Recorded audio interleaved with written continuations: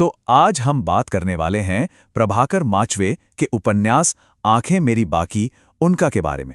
देखिए, ये सिर्फ एक कहानी नहीं है, ये तो अस्तित्व से जुड़े सवालों की एक बहुत ही गहरी पड़ताल है। एक ऐसी यात्रा है जो हमें जीवन, मृत्यु और समाज के सच का सामना करने पर मजबूर कर देती है। 1 मिनट के लिए सोचिए, क्या हो अगर आपको पता चले कि आपके पास जीने के लिए सिर्फ 4 साल बचे हैं, सिर्फ 4 साल, आप क्या करेंगे? ठीक यही सवाल, यही एक बड़ा सवाल इस उपन्यास के नायक के सामने आ खड़ा होता है, और बस यहीं से पूरी कहानी की शुरुआत होती है। तो चलिए देखते हैं कि हम इस कहानी में आगे क्या-क्या देखने वाले हैं। सबसे पहले मौत की सजा, फिर जानेंगे कि आंखें मेरी बाकी उनका का मतलब क्या है।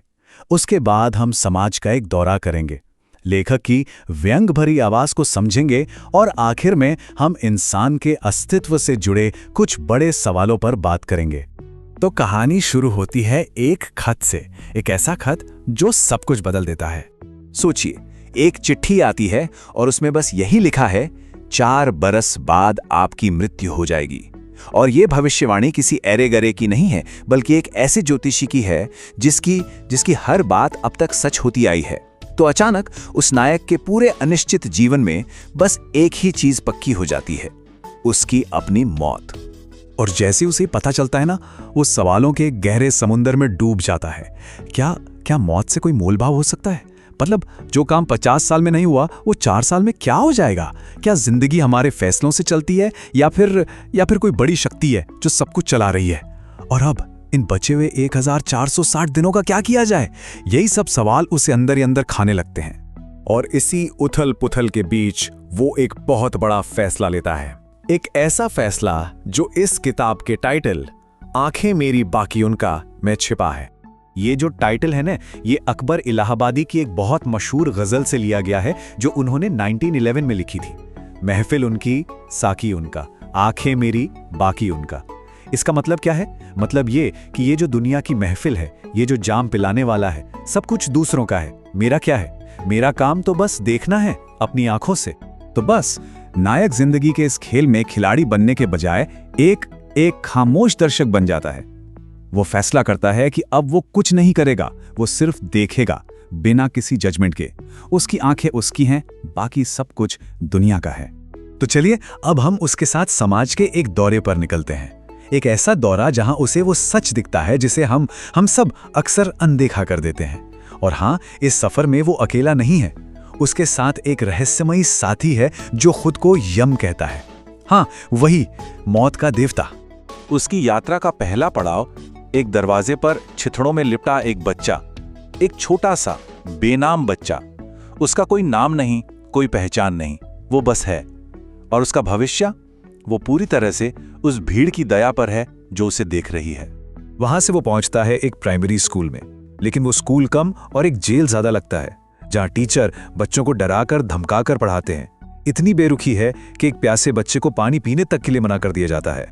इसके बाद वो जाता है एक पोस्ट ऑफिस, और वहां क्या देखता है? कर्मचारियों को कोई फर्क ही नहीं पड़ रहा है कि बाहर लोगों की कितनी लंबी लाइन लगी है। वो बस एक दूसरे से बातें कर रहे हैं। यहां तो जैसे वक्त ही थम गया है।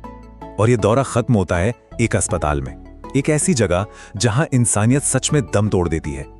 यहां लोगों की जान बचाने वाला खून भी मरीजों को नहीं दिया जाता, उसे रोक लिया जाता है ताकि उसे ब्लैक मार्केट में बेचकर पैसे कमाए जा सके। तो समाज की ये हालत देखकर किसी का भी दिल बैठ सकता है ना? लेकिन यहां एक बहुत दिलचस्प बात है।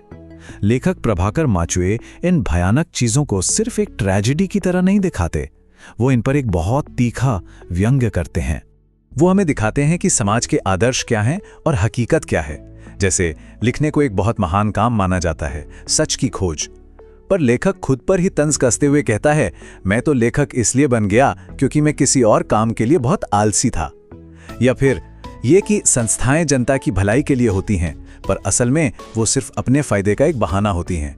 यही व्यंग्य है जो इस कहानी को एक अलग ही लेवल पर ले जाता है। और ये मजाक सिर्फ समाज पर ही नहीं है। किताब के आखिर में वो एक मजेदार किस्सा भी सुनाते हैं कि कैसे नेपोलियन ने एक पब्लिशर को गोली मार दी थी। मतलब लेखक की व्यंग भरी नजर से कुछ भी नहीं बचता, यहां तक कि उसका अपना लिखने पब्लिशिंग का धंधा भी नहीं। तो ये जो पूरी यात्रा है, ये जो समाज का दौरा है, ये सारा व्यंग, ये सब हमें आखिर में वापस उन्हीं बड़े सवालों पर ले आता है जहां से कहानी शुरू हुई थी। आखिर मानव अस्तित्व है क्या? ये वो सवाल हैं जो उपन्यास की पूरी आत्मा है कि जिंदगी का अंतिम परिणाम क्या है? क्या इसका कोई मतलब, कोई सार है भी? जब प्यार खत्म हो जाता है तो पीछे क्या बचता है? और आखिर में ये समय क्या चीज है? क्या मौत ही एकमात्र और आखिरी सच है? और आखिर में लेखक हमारे लिए एक सवाल छोड़ जाता है, क्या वे शक्तियां हमारे संकल्प से परे हैं? मतलब क्या हमारे जीवन को कंट्रोल करने वाली ताकतें हमारी इच्छा शक्ति से भी बड़ी हैं? क्या हम सच में अपनी जिंदगी के मालिक हैं या फिर हम भी किसी बड़ी कहानी के सिर्फ दर्शक हैं? ये एक ऐसा सवाल है जो इस किताब के खत्म होने के बहुत बाद तक हमारे जहन में घूमता रहता है।